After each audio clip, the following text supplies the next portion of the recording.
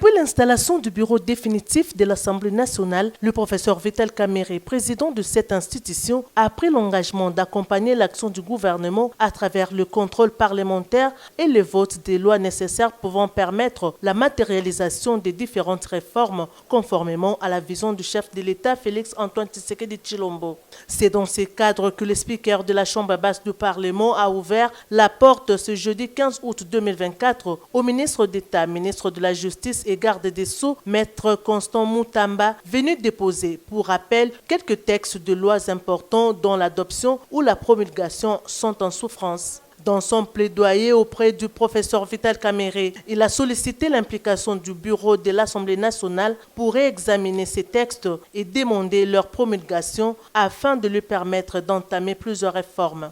Ces propositions de loi ont été débattues en plénière et sanctionnées par un rapport de la commission PAG au cours de la précédente législature, mais ne sont toujours pas promulguées à ces jours. Donc là, il s'agit de la proposition de loi sur l'organisation, fonctionnement et compétence des juridictions de l'ordre judiciaire.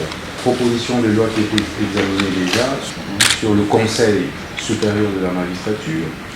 La proposition de loi. Tout à fait. Et puis, il y a le texte sur le statut des magistrats. Donc voilà fondamentalement les trois textes accompagnés du rapport de la PAG.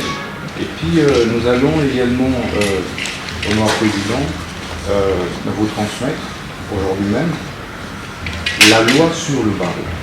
La nouvelle loi sur le barreau qui avait été en fait adoptée aussi bien par le Sénat que par l'Assemblée nationale, mais dont la promulgation et la publication au journal officiel avaient posé problème. Et nous allons souhaiter que l'Assemblée nationale puisse transmettre de nouveau et officiellement ces textes de loi qui étaient déjà adoptés pour que le chef de l'État puisse promulguer et puis obtenir sa publication au journal officiel. Pour sa part, le président de l'Assemblée nationale, le professeur Vital Kamerhe, a félicité le ministre d'État Constant Moutamba pour la rapidité avec laquelle il amène les différentes réformes dans le secteur de la justice, conformément aux instructions du chef de l'État, qui veut un appareil judiciaire qui fonctionne pour l'intérêt de la population et de toutes les personnes qui œuvrent en République démocratique du Congo. Il a promis d'inscrire cette matière dans la prochaine réunion du bureau afin de pouvoir transmettre ces différents textes à la commission PAG avant leur réexamen et adoption par la plénière. Je tiens d'abord à vous féliciter pour la rapidité avec laquelle vous amenez des réformes importantes dans le secteur judiciaire. Comme vous l'avez si bien dit, le président de la République est obsédé par cette réforme de la justice. Il veut un appareil de la justice qui fonctionne pour le bien des citoyens congolais et d'autres personnes qui ont élu le Congo comme deuxième patrie, ou tout simplement les gens qui font les affaires au Congo, qui passent au Congo. Et nous pensons que les conseils supérieurs de magistrature vont être aussi renforcés pour être en mesure de sanctionner.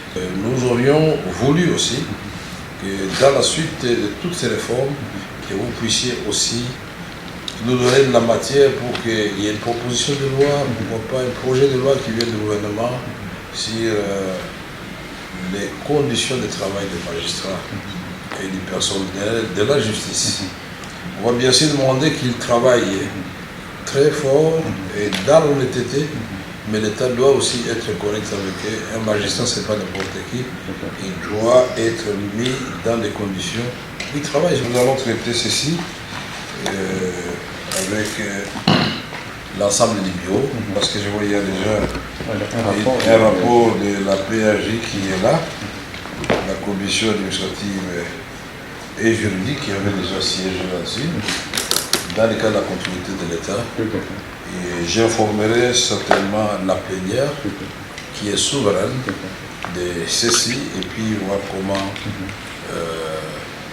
envoyer chez le président de la République des magistrats suprêmes pour promulgation. Il a par ailleurs félicité le ministre d'État pour la procédure de désengorgement du centre pénitentiaire et de rééducation de Kinshasa, CPRK, un exercice qu'il a demandé d'étendre à d'autres prisons du pays tout en veillant à améliorer les conditions de vie des prisonniers.